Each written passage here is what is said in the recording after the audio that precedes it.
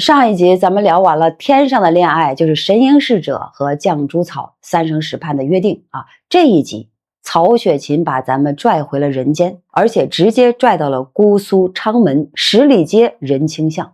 他要让咱们看到两个人啊，一个是甄士隐，本地的乡宦，神仙一流的人品，谐音甄士隐去。那么另一个叫贾雨村，一个穷儒，卖字为生，名字谐音叫贾雨存。曹雪芹在开头就告诉我们了，甄事儿隐去了，贾雨保存下来了。那么这段里嘛，还藏着一个特别的小人物，丫鬟焦幸，他的名字的谐音就是侥幸。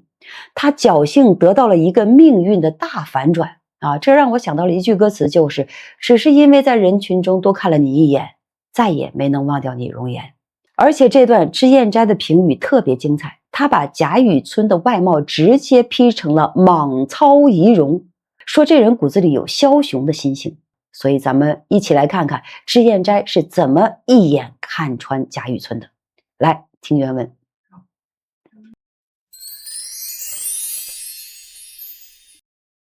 这士隐正吃想，忽见隔壁葫芦庙内寄居的一个穷儒，姓贾名化，表字石飞，别号雨村者走了出来。这贾雨村原系湖州人士，也是诗书仕宦之族。因他生于末世，父母祖宗根基已尽，人口衰丧，只剩得他一身一口，在家乡无益，因进京求取功名，再整基业。自前岁来此，又燕简住了，暂寄庙中安身，每日卖字作文为生，故士隐常与他交接。当下雨村见了士隐，忙施礼陪笑道：“老先生倚门祝望，赶是街市上有甚新闻否啊？”士隐笑道：“啊，非也，是因小女啼哭，引他出来作耍，正是无聊之甚，兄来的正妙，请入小斋一谈，彼此皆可消此永昼啊。”说着便令人送女儿进去，自与雨村携手来至书房中。小童献茶，方谈得3、5句话，忽家人飞报：“严老爷来拜。”士隐忙得起身谢罪道：“恕狂驾之罪，略坐，弟即来陪。”雨村忙起身揖让道：“啊，老先生请便，晚生乃长造之客，稍后何妨啊？”说着士隐已出前厅去了。这里雨村且翻书弄集解闷，忽听得窗外有女子嗽声。雨村遂起身往窗外一看，原来是一个丫鬟在那里携花，生得仪容不俗，眉目清明，虽无十分姿色，却亦有动人之处。雨村不觉看得呆了。那甄家丫鬟携了花，方欲走时，猛抬头见窗内有人，碧金旧服，虽是贫窘，然生得腰圆背厚，面阔口方，更兼剑眉星眼，直鼻全腮。这丫鬟忙转身回避，心下乃想：这人生得这样雄壮，却这样的褴褛，想他定是我家主人常说的什么贾雨村了。没有意帮助周济，只是没甚机会。我家并无这样贫穷的亲友，想定是此人无疑了。怪道又说他非避久困之人。如此想来，不免又回头2次。雨村见到回了头，便自以为这女子心中有意于他，便狂喜不尽，自为此女子必是个巨眼英雄，风尘中之知己也。一时小童进来，雨村打听得前面留饭，不可久待，遂从家道中自便出门去了。士隐待客既散，知雨村自便，也不再去邀。一日早又中秋佳节，士隐家宴已毕，乃又另具一席于书房，却自己步越至庙中来邀雨村。原来雨村自那日见了贾珍之婢，曾回顾他2次，自为是个知己，便时刻放在心上。今又正值中秋，不免对月有怀，因而口占5言1律云：“未卜3生愿，平添1段愁。闷来10脸额，行去几回头。自顾风前影，谁堪月下愁。禅光如有意，先上玉人楼。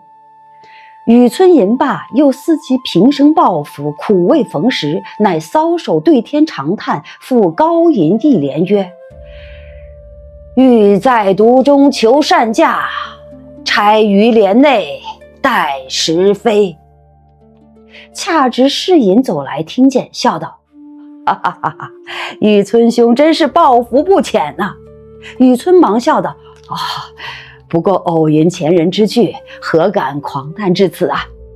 因问：老先生何幸至此啊？世隐笑道：今夜中秋，俗谓团圆之节，想尊兄屡寄僧房，不无寂寥之感的，故特具小酌，邀兄到碧斋一饮，不知可纳秦意否啊？雨村听了，并不推辞，便笑道：既蒙厚爱，何敢负此盛情啊？说着，便同世隐赴过这边书院中来。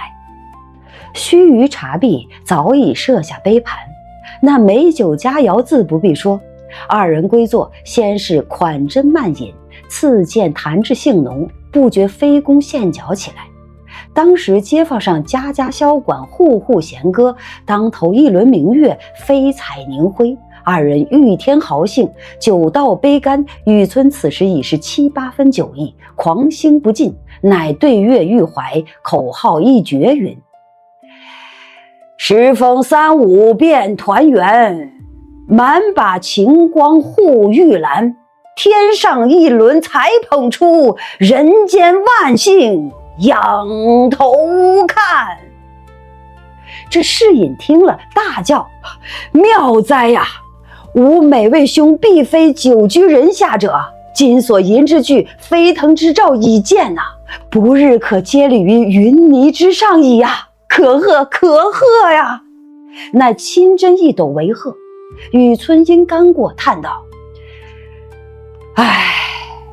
非晚生酒后狂言的，若论时尚之学，晚生也或可去充数沽名啊。只是目今行囊路费，一概无措呀。那神经路远，非赖卖字撰文技能到者呀。这世隐不待说完，便说道：兄何不早言呢？余没有此心，但每遇兄时，兄并未谈及呀，余故未敢唐突。今既及此，余虽不才，毅力2字却还识得。且喜明岁正当大比呀，兄宜作速入都，春闱一战，方不负兄之所学也呀。其盘费于事，弟自代为处置，亦不忘兄之谬识矣。当下即命小童进去，速封50两白银，并2套冬衣。又云：19日乃黄道之期，兄可即买舟西上，待雄飞高举，明冬再晤，岂非大快之事也？雨村收了银衣，不过略谢一语，并不介意，仍是吃酒谈笑。那天已交了3更，二人方散。世隐送雨村去后，回房一觉，直至红日3竿方醒。因思昨日之事，意欲再写2封荐书与雨村带至神都，使雨村投谒个仕宦之家为祭足之地。因使人过去请时，那家人去了回来说：和尚说了，贾爷今日五谷已经京去了，也曾留下话与和尚转达老爷，说读书人不在黄道黑道，总以事理为要，不及面辞了。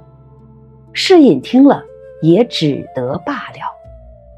好，原文演播完了，这段信息量也是超级大的，咱们抓几个关键点啊，特别是脂砚斋留下的那些弹幕啊。首先，甄士隐和贾雨村是全书的方法论密码。甄士隐谐音甄士隐去，贾雨村谐音贾雨村留。那么脂砚斋在这2个人的名字上早就点破了，这是曹雪芹的叙事策略，甄士隐去，贾雨村焉。您如果记住这一对名字，那么后面的《红楼梦》就多了一层透视镜。而且贾雨村名化，字石飞，别号雨村啊。脂砚斋评雨村是贾雨村言，石飞事实的实，非常的非啊，这2个字儿。那么化名是贾化啊，而且他是哪里的人呢？他原系湖州人士啊，湖州八扯的谐音啊。曹雪芹在一个人身上埋了4层甲啊，生怕您把后面的故事当成真了。那么我们来说一下这个丫鬟焦幸啊，她的谐音就是侥幸。她回了2次头，改变了一生。这是全书第一个命运反转的案例。她携花的时候看见了贾雨村，心想这个人必非久困之人呢，于是回头2次看了他。脂砚斋在这里有个侧批特别精彩，他说焦幸是个巨眼英雄，能识穷途之人。一个丫鬟在主人还没开口资助之前就看出了贵相，这眼光比甄士隐还毒啊！而且贾雨村呢，他见焦幸回头便狂喜不尽啊，以为这个女子心中有意。那么脂砚斋评他叫奸雄心态一触即发，穷途末路之时，别人一个眼神他都能解读成知己。那么这种过度解读暴露出了他骨子里的自卑和野心。那么我们注意啊，在描写贾雨村的外貌时用了这么几个字儿，叫腰圆背厚，面阔口方，更兼剑目星眼，直鼻全腮啊。脂砚斋在此处有个极狠的批语，说此乃莽操遗容。说的谁呀？说的是王莽和曹操啊，这俩都是篡汉的，对不对？所以这不是夸他长得帅啊，是说这个人骨子里有枭雄心性，是乱世奸雄的面相。所以后面他能忘恩负义、乱判胡乱案，他不是偶然，是性格使然。那么曹雪芹在开头就通过外貌把这个人给定了性了。那么再看他写的那2首诗啊，把野心全部都写出来了。欲在独中求善价，钗于帘内待时飞。贾雨村自比是待价而沽的玉，等待时机的钗。然后说啊，天上一轮才捧出，人间万姓仰头看。这一联更狠了，这是帝王之兆的化用，把自己比作月亮，要万人仰望啊。所以甄士隐听了他的诗之后大叫妙哉，以为这是报复。但是脂砚斋看得清楚，这不是报复，这是野心，是一个穷书生还没有中举就想让万姓仰头看，这种欲望日后必然膨胀为贪赃枉法。然后呢，甄士隐就听到了贾雨村的哭穷啊，不待贾雨村说完，立刻命小童速封50两白银，并2套冬衣啊。这50两是什么概念呢？50两够一个普通家庭活好几年了，这是真金白银的善意啊。但是贾雨村怎么反应的呢？收了银衣，不过略谢一语，并不介意，仍是吃酒笑啊。拿了钱，连句像样的谢谢的话都没有，继续吃酒。脂砚斋评他并不介意4个字，说写尽奸雄心态。他觉得这是应该的，是善价终于来了，而不是感恩。那第2天5更天，他直接就跑了，留下一句话，就是说读书人不在意黄道黑道，总以事理为要。听起来是洒脱，其实是拿了钱赶紧溜啊，怕夜长梦多。甄士隐还打算写推荐信呢，人家早已经没影了。所以50两白银看到了甄士隐的天使投资和贾雨村的精致利己，一个重义，一个重利，2个人的价值观在这50两银子里彻底分道扬镳了。那么脂砚斋在义利处有批语，指出这是士隐之为人反照雨村。后面贾雨村当官回来，面对恩人的女儿英莲被拐卖，他选择的是乱判葫芦案，而不是报恩。这早就在中秋夜里埋下了伏笔。所以这一期的核心是什么呢？是侥幸和英莲的对照还没有展开，但是奸雄和忠厚的人设已经立住了。那么焦幸因为侥幸而回头，雨村因为野心而狂喜，那么甄士隐因为义利而倾家，3个人的命运在中秋月圆之夜交织在一起。那么下一期刀子来了，元宵佳节，英莲被拐，3月15葫芦庙失火，甄士隐从神仙一流人品直接摔进万丈深渊，最后听到跛足道人的一首好了歌，彻底彻悟了，飘然而去。下期更精彩，敬请期待。